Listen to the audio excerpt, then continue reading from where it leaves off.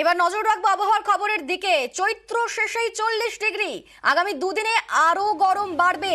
পুরুলিয়া বাঁকুড়ার পারদ ক্রমশ বাড়বে, এমনকি কলকাতাতেও তাপমাত্রা বাড়ার পূর্বাভাস দিচ্ছে। আমাদের সঙ্গে রয়েছেন প্রতিনিধি বিশ্বজিৎ। বিশ্বজিৎ, কি বলছে হাওয়া অফিস? দেখো, সর্বোচ্চ তাপমাত্রা আগামী দুদিনে অন্তত 2 থেকে 3 ডিগ্রি সেলসিয়াস বাড়তে পারে। কলকাতায় এই মুহূর্তে 34 ডিগ্রি সেলসিয়াসের আশেপাশে রয়েছে তাপমাত্রা, এটা 36 ডিগ্রির আশেপাশে যাবে। এবং পুরুলিয়া বাঁকুড়া অর্থাৎ পশ্চিমের জেলাগুলিতে এই তাপমাত্রা 40-এ পৌঁছে যেতে পারে, এমন সম্ভাবনার কথা জানাচ্ছে আলিপুর আবহাওয়া দপ্তর।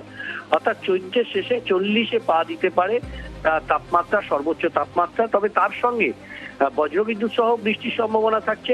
আজ কিছুটা কম, অর্থাৎ আজ কয়েকটি জেলা বীরভূম, মুর্শিদাবাদ, নদিয়া, পূর্ব বর্ধমান ও উত্তর 24 পরগনাতে বৃষ্টির সম্ভাবনা তুলনামূলকভাবে বেশি থাকবে।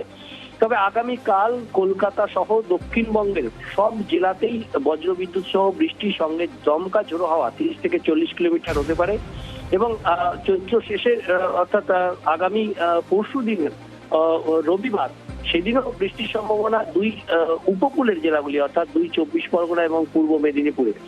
অর্থাৎ আগামী 2-3 দিন বিক্ষিপ্তভাবে বৃষ্টি দক্ষিণবঙ্গে চলবে এবং তারপর আবহাওয়ার কিছুটা উন্নতি হবে। তবে সর্বোচ্চ তাপমাত্রা কিন্তু বাড়তেই থাকবে এবং এই বৃষ্টি হলেও খুব একটা কমবে না তাপমাত্রা চৈত্র মাসেই, অর্থাৎ এই যে মার্চ মাসের শেষ দিনে 30 থেকে 31-এর মধ্যে 40-এ পৌঁছে যাবে দক্ষিণের তাপমাত্রা। উত্তরবঙ্গে বৃষ্টি চলবে।